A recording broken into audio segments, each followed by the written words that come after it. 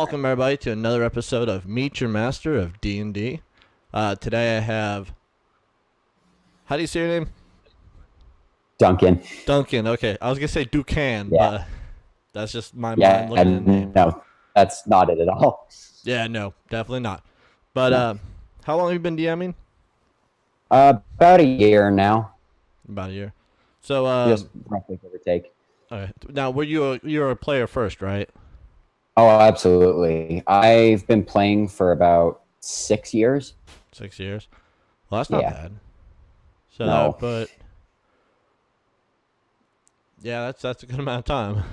Yeah, no, it's I had a long time watching good DMs before I started. Well, that's good. So, what system do you prefer to play in, and what system do you actually run your game in? 5th edition. 5th? Yeah, absolutely, no doubt. To me, it's the most adaptable.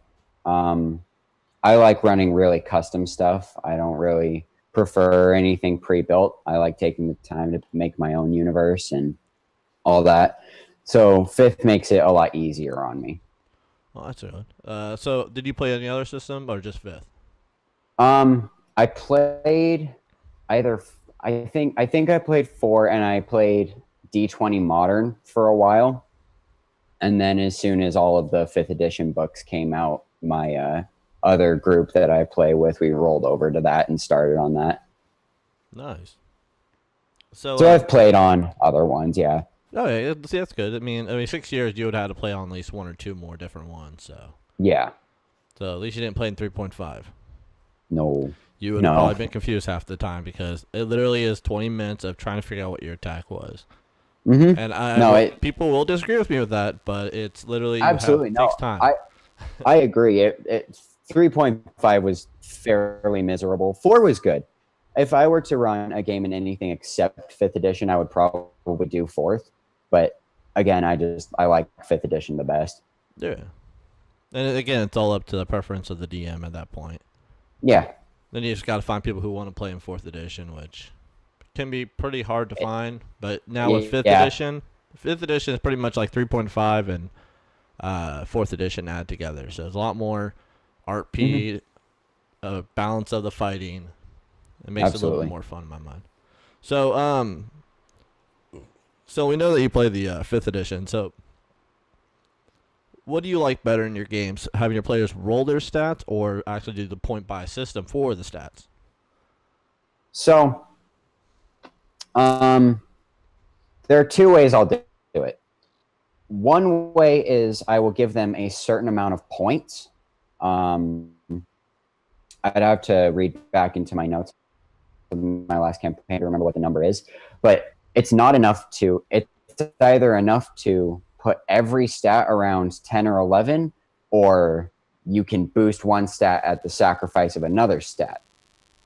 That's the way I prefer doing it, because then players have to make choices to determine, am I going to boost this skill to be really awesome and then be garbage at this other one, or am I just going to try and be a jack of all trades and not be really good at anything? The other way I'll do it is by rolling 3d6s and then re-roll ones and take the new roll. That's the way that my DMs that I learned from have always done it, and I just developed the point system myself for this last game that I started running. Nice. So like 3d6 and re-roll the ones. We'll see when I did my players did their rolls. I was 5d6s, keep the top 3, can't go above 20 or 18. So it got really outrageous when I got players who can roll anything, and it's kind of fun to watch them. But it's like at first it was like, okay, roll 5d4, keep the top 4, and that guys, you can't go above an 18, and they'd be like rolling 18. I'm like, really? Okay, now I need to change it. So I had characters in my campaign I'm currently running, somewhat kind of maybe that's still running, I don't know. But they all have like godlike characters, and you're trying to figure out what to throw against a level 1 with 18 strength, 18 dex, 18. But it's really fun to watch them roll ones. No matter how good your stats are, a 1 will fuck you every time. Absolutely. Completely toast, dude. And that's what I like about the 3d6 system is it means you can't go above an 18, and I like it when you can force your players into using their ability score improvements to make their main skills better. Yeah. Instead of just boosting all their other stats to make them good at everything. I don't like that. Yeah. So we got to understand that you're big on custom stuff like homebrew stuff. Mm-hmm. Is there any kind of material on homebrew that you use, like any sites or anything that you go to when you want to try to figure something out? No. All of my custom stuff is inspired from either video games or from books. Okay. That's it. All right. So brain fart. Okay. So what got you into being a DM? Like, what made you want to take control and actually become the dungeon master for your group? So I had played for about 5 years before I got an interest in DMing, and we had started this game and we knew it was going to be a long one. We're actually still playing it. We are about a third of the way through it, and we've been playing for a year and a half, almost 2 years. So we knew it was going to be a long campaign, and I thought about it, and I said, because Dungeons and Dragons to me is, it's not just about the game. It's about bringing the people together and everybody sitting down and having a good time together. And the better the story is, the better I feel the experience is for everybody involved. And I feel like it's better to build a cognitive story and universe through the longer time that you take. So, I mean, really what it was is I watched good DMs and I enjoyed myself and I enjoyed their story. And I said, I want to do that myself. And that's what I want to create for somebody else, is that really solid experience of being part of a story that, I don't know, you can feel is bigger than yourself in some way. Yeah, and that's I think you hit it up nail on the head when you're about being a DM, is the joy, simple just joy of actually watching your players accomplish something that normally you'd be like, that'd be really cool. They did it. Oh, that's awesome. And then the stories that come along from that, because there's myths and stuff about DM groups that you go back to. It's like, well, this one time I was in a group and this happened, and you bring back memories of these great, awesome times you played, and it really does put you in a certain kind of like a nostalgic mood. Oh, absolutely. And one of the things I really enjoy as a DM is not forcing my players into that, but putting the sort of seeds for them to follow to find it themselves. That's far more rewarding for everybody, I feel. Yeah. So I had a talk with another DM named Jason, he's been doing it for about like 30 years. And yeah, it's crazy. Like he does professional storytelling. He's been to a bunch of stuff. I had another DM who was at San Diego Comic-Con and was DMing there, and I was like, I'm jealous. I'm completely jealous. But, absolutely. But no, we are talking about riddles. Is there a certain riddle that you would go to for your players, like off the top of your head? You think of a really good riddle that would get a player going, oh man, I'd take them back a minute. Yeah. My favorite riddle, I'm just going to go for it. Yeah, go for it, man.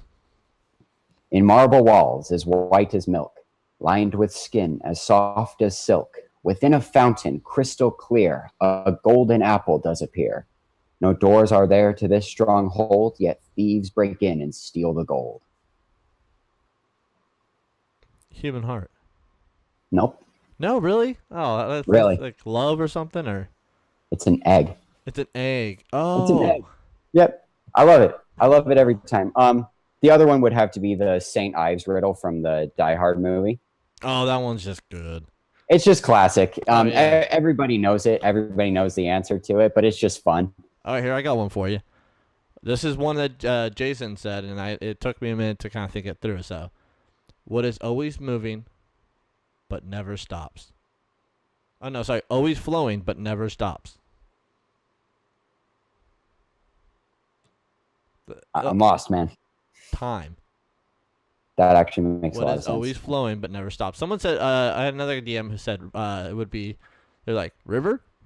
Because you think flowing like a river, But a river Those are can the two that stop. would make sense. Mhm. You put a log, beaver dam in front of it, it stops. But Mhm. time is always flowing, but never stops. That's true. But yeah, no, that was one of the. I had a thing. Ooh, excuse me. So it gets me sometimes. I had a thing going on where I don't.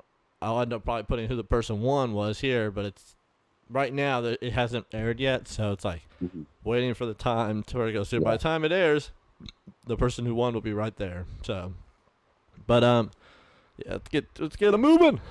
So, how do you handle a player who's how do you handle a non-cooperative and difficult player? I actually have to deal with a lot of this. All three of my players have been playing less than a year. Mm. Now remember, they're probably going to watch this, so you gotta watch what you say about them. Fine. They're more than welcome to. Oh, yeah, that's all you need to do. I think that, unfortunately, with difficult players, there has to be a certain amount of what I call railroading that happens. Mm-hmm. I don't do it very often, but if I know a player is going to act a certain way, which has happened before in my current game, I'm not afraid to put in a forced roll. You know, if it's my character talking to their god and they're going to refuse to do something, I'm not going to be afraid to put in a forced persuasion check. Granted, I've only had to do that a couple of times. Most of the time, what I do is I can convince them subtly through NPCs. Most of the time, unless a player is just being so stubborn that they're going to refuse to do anything that anybody else suggests, you can use NPCs to talk to the group, bring up different points, and then the group will come to the conclusion themselves. And from that point, you kind of got to roll with it. Yeah. Because as the DM, you can't completely force your players to do things because that's not fun for them. You know, they've got to make their own choices, which is most of the time what I'll allow them to do, unless it's something that's just absolutely pinpoint crucial to my story. Yeah. Now, a lot of time players don't realize that, but most DMs don't even think about it sometimes. When the players are talking to their deities and stuff, especially if it was like a paladin or a cleric, by not listening to not listening to their deity, they can lose their ability to use their spells. That's actually what happened in one of my last sessions. One of my characters was talking to her god and completely went against the alignment of the entire path that god follows. And so I had the deity give her a warning that if she continues down this path, because she wanted to be an evil character, and then she chose to work with a god that was not evil. You know, he was on the side of neutral good, veering into chaotic good sometimes. And I had the deity straight up tell her, if you betray me, I'll take away all your abilities, because I'm not afraid to do that. Yeah. Which is always fun to do when they're in mid-battle, like, I cure wounds. Nothing happens. No, you don't. Yeah. I lay on hands. You burn them for 5 damage. No. Yeah. Oh, it happens all the time. You gotta love the fact when the deities get pissed off. Mm-hmm. So what? Now you said you take a lot of inspiration from like games and hobbies. What are some of those like the certain kind of interests that you pull into your stories? Like what kind of like, is it like a certain type of game or anime or stuff like that? Yeah.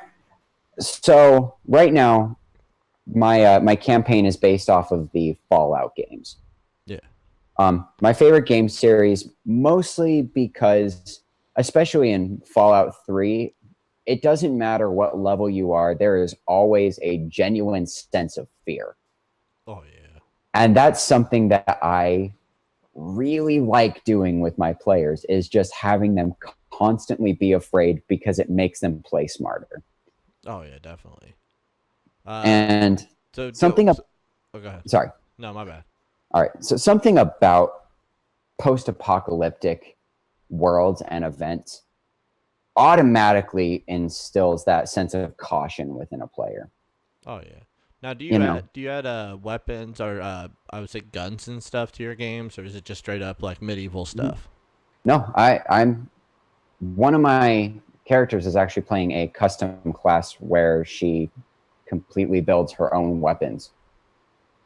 And some of them are guns, some of them are melee. She hasn't gotten to the level yet where she can imbue them with magic.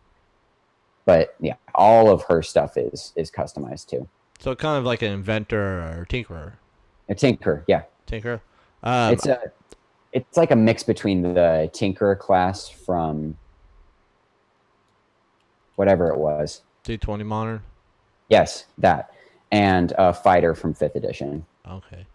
See, I did one of my players, he plays an inventor, a class that I had to make called the Fly because he wanted to be able to build like some cool stuff. And I used a thing called DnD Wiki, or DAND Wiki, and they have a crap load of 5th edition wiki builds.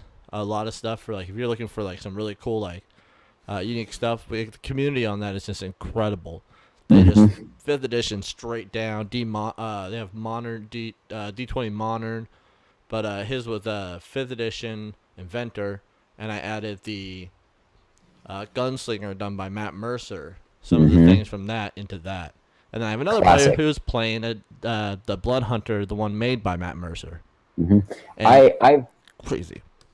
I had to take because the boss of the first story arc, either way, because there were 2 different ones, either way they were going to be gunslingers. So I added some stuff from Matt Mercer and some stuff of my own. So I'm not afraid to take inspiration from other DMs and draw that into my game. I in fact think that's a smarter way to do things. Yeah, what you should, and you shouldn't be afraid to but use and then give the credit where credit's due, and you do use it. Yeah. I mean, that's the one thing. The community out there, it's great, but when you got people who take everything and just be like, "Oh, I took it, and now I'm not going to tell him. I made it all myself." You really didn't. No, it's really good. The community is good, though. For the most part, it is. It's not about, I don't think it's about that. Nobody should be playing for the recognition of how great they are. Just build something fun for the people in your group. That's really all it should boil down to. Oh, definitely. If you're DMing for the glory of it, I think you're DMing for the wrong reason. No, yeah. It's I DM'd for the reason I want to see my players enjoy a world, and like it's what it is. You want to make sure they're the players, you're the just the storyteller, and you want them to enjoy it and them to take the time to go, oh wow, that was awesome. And I've had those moments. Absolutely. I have my players be really happy, and I have my players go, are you freaking kidding me? Yeah, I love, especially why I love long stories is I a couple of sessions ago I straight up made everybody at my table just break down sobbing because they were so sad about something that happened, and that those moments, as sad as they might be, are really rewarding because it means that people are emotionally invested into the game and they're going to play better. Oh yeah. Plus they get that whole like, this really freaking happened. And it sucks them into that world, which a lot of people don't realize. The D&D has the ability to not only suck you into the story, but if you have the ability to use your imagination, which you should be, you can actually pull away memories of your character in these worlds, and it's like you actually did live it. So it's kind of cool. Absolutely.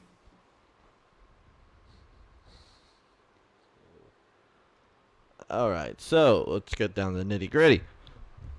So you said you're working in a post-apocalypse world. Now, is it what kind of creatures do you usually use for this kind of world? So, right now I use very little from the monster manual. The reason for that is it's really easy to adapt a lot of the creatures that are in the monster manual. The Fallout games especially are chock full of creatures that are really not that far off from creatures that are in the monster manual. Yeah. You know, if I want to create a Deathclaw, it's really easy to just adapt an ancient dragon up the damage and up the hit points. Oh yeah. Well, they're So, like I said, that the D20 thing, or the D&D wiki, they've actually done Fallout or Fallout monsters and stuff, if I'm not wrong. But you can always find stuff online too if you're looking for like that creature. But there's if you ever get a chance to read Volo's guide, it literally. I love follows.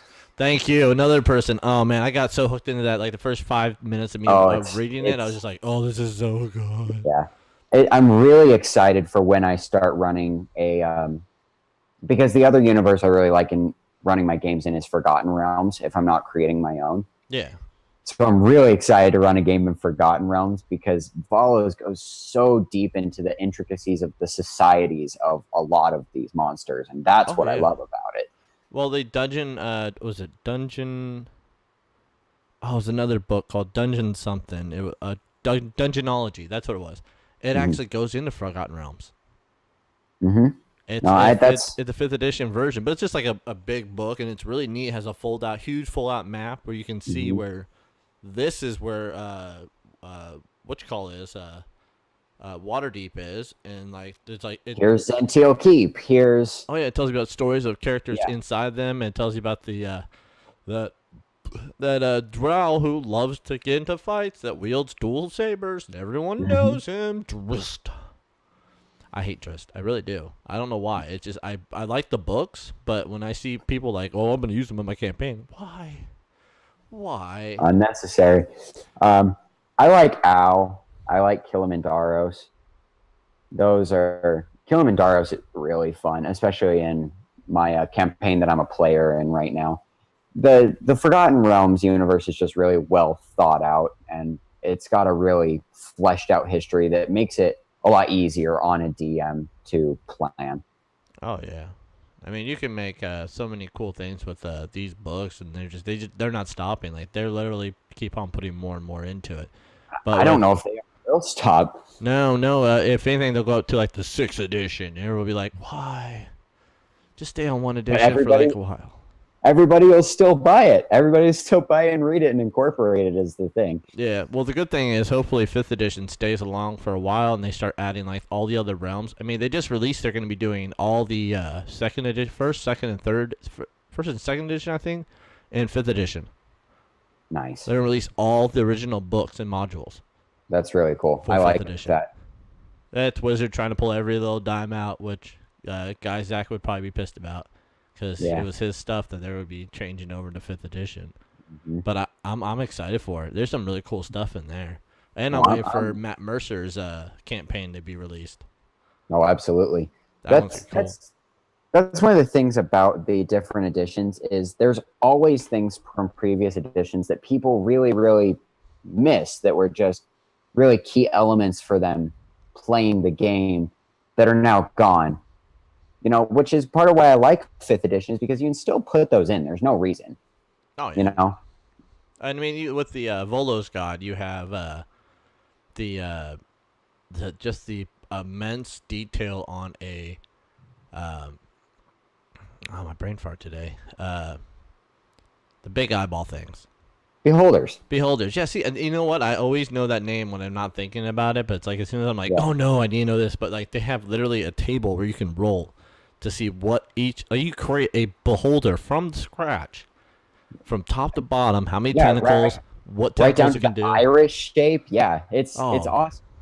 So I take it you have the book. Yeah. Okay. Oh, absolutely.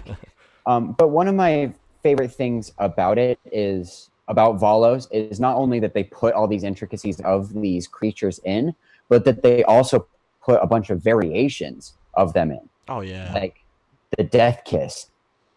Or I forget what its name is, but the one that's adapted to be part of the hive mind of Illithids. Oh, the Mind Flayer. Yes, well, but it's a Beholder Mind Flayer. Oh, shit. That's just like Matt Mercer's Mind Flayer. Or his Beholder, which was freaking fantastic. Nuts, dude. Absolutely nuts. So so you've been watching up to now, I guess, right? I just started a little. I'm pretty behind. Are you? I hear a lot from my DM and two of our other players, one of which is my dad. So not a lot is really left. That's always good. Yeah, not a lot is left to imagination. I hear about most of the badass things that happen, and as I catch up in the series, it's just like, So what episode are you yep. on? Dude, I haven't even made it to the forest yet. No, I mean what number episode are you on? It's early. I'm like, Within the 20s. Are you out of the are you out of the under the mountain? no. Yeah. I literally just started. I'm like Oh, okay. 3-4 episodes in. Oh man, dude, you're in for some really cool stuff. Like when you get I'm to, so excited. and I'm not gonna say anything because I am a critter, and I will be saying this. I am a critter among critters when it comes down to it. Like I'm working on stuff to send them to hopefully unjinx their dice. Well, especially Lord Bailey, because I think that would be the most necessary thing. But I'm in works of making Yeah. a little tiny dice tray that I'm inlaying amethyst stones. Nice. That's cool. And I'm doing a certain pattern, and I've looked up the pattern multiple times, and it's supposed to help cleanse evil spirits from objects. And I'm gonna send to her. So hopefully it'll help her get her dice clean. So It's Travis gonna doesn't work. have a crap more dice that keep coming out of nowhere. Yeah. But I'm so excited for it. I mean, Critical Role, I think it really is the pioneering maiden voyage into popularizing D&D again. oh yeah, definitely. I mean I think that's what's gonna make it best. And when you get up to the they're now on 92 or 3 I think episodes. 3. Yeah. So you're about 90 episodes somewhat behind, but it's Oh, I got some time to catch up oh on. yeah, no dude, trust me. When you sit there, I like literally spent 3 weeks listening from 1 to 60. And I got them all. I got them all done, and I might have skipped a couple here and there when I fell asleep, but I was like, even at towards the time, I was like watching. I was listening to it. Mm-hmm. It was good podcast. Someone did a good podcast on it, so you can actually listen to it. I was like running, or I would exercise, but I took a lot of the inspiration and all that stuff from it, which is kind of cool. It's like the really good storylines. Absolutely. And every DM that I have seen since Critical Role started has used things from Critical Role in their games. Oh yeah. Every single one. I've had 3 different DMs since Critical Role came out, and every single one of them has implemented something that Matt Mercer has put into his games. Oh yeah, he's a sheer genius in my mind. I mean, Absolutely. and I He's love it. I really love his acting ability and his voiceovers he does, because I was like, is that him? Oh my god, that's him. Same with Mhm. Tamara. I mean, everyone on that team. I mean, Travis does a lot of the voiceovers I love. So does Laura Bailey and Marisha. I mean, you got all these people, and then Ashley's on Blindside, which I really like that show. It's really nice. It's a fun show to watch, and I can't wait for the season to be over so she can come back to the show. But that's just me being hopefully going, hey, this is going to be really cool when she comes back. And I want to see what she looks like when she's pissed off at him for going into blah, blah, blah, blah, blah, blah. Yeah, that place. That's how I work. I make it so well worth it. Going, oh my god, I'm gonna watch that. Yeah, I want to know. But so we'll get down to the last question, because our time limit's coming up. All right. So, are there any advice that, as a new DM for a while, that you give to new people coming in to just wanting to start, or is there any advice that you wish you had going into being a DM? Advice that I wish I had had. Let's start there. All right. I wish I had known when I started DMing last year that characters care infinitely more about the story than they do about fighting. Because I would constantly throw a ton of combat into my games And it got to the point where I was throwing so much in that my characters didn't care at all if their characters died. Because they had no emotional attachment. They were so constantly just fighting things. That was their only purpose. They weren't doing things to help a general cause or work towards something. It was just combat. And if they died, they could roll up a new character, so why would they care? So my advice is don't over flood your game with combat. Second, combat is really difficult to balance out. It's really, challenge ratings are complete bullshit. Oh yeah, definitely. Absolute. So if you are a new DM and you are looking in the monster manual and you see the Beholder's challenge rating and then you see a Hooked Horror's challenge rating, bullshit. It's all bullshit. None of it means anything. It's worthless. So what you have to do is you can't be afraid to make it a challenge. If you're going to do combat, sometimes you've got to have those guards that they can take down in 1 or 2 hits, and sometimes you've got to have that one person that they're fighting that's going to take them 10, 15, 20 rounds to take down. The second piece of advice that I think I would really give is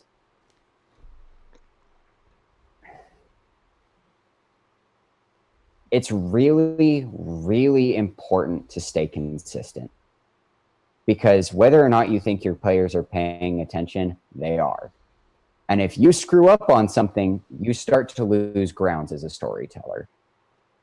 If you screw up and you go back on something that you said previously, your players start to lose faith in you. And that's really not good. Because if your players lose faith in you, then nobody's having fun. Next piece of advice, it is perfectly acceptable for you to hide your roles. It is not acceptable for any of your players to hide their roles. If a player is hiding their roles, it makes it worse for everybody. Next, I would have to say, don't allow any metagaming.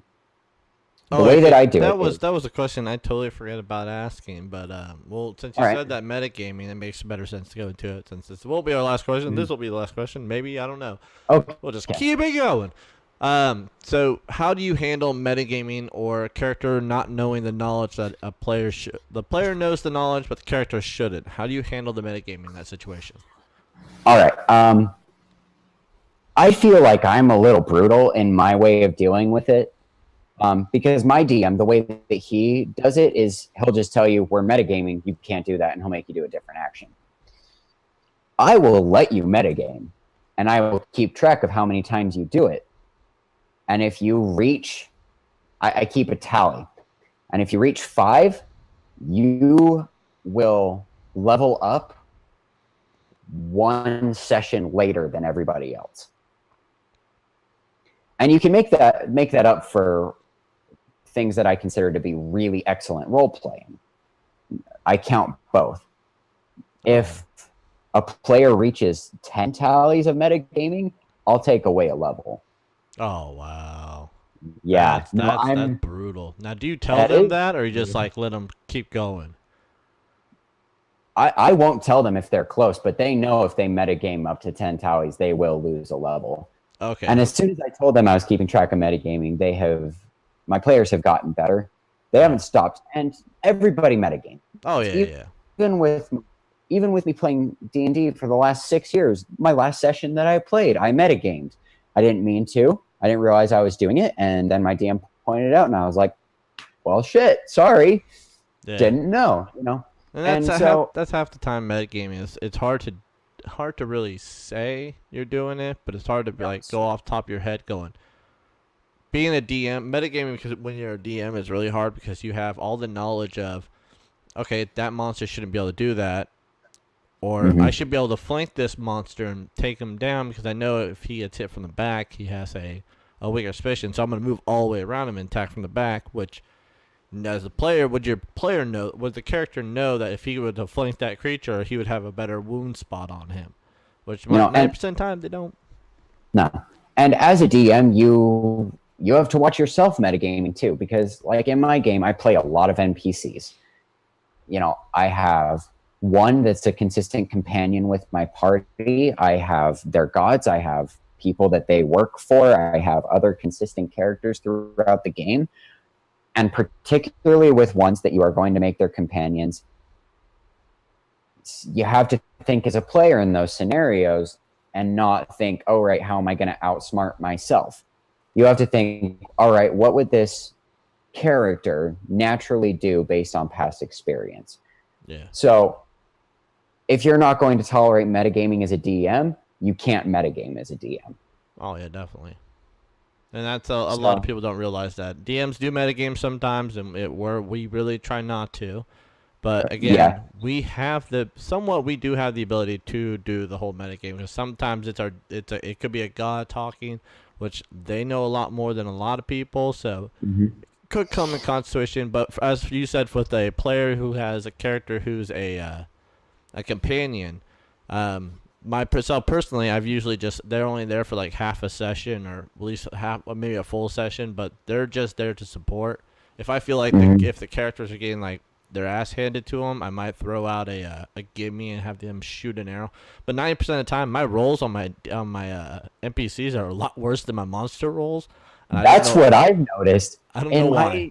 In my session yesterday, I was rolling for their companion, and I rolled 4 critical failures in 10 rounds.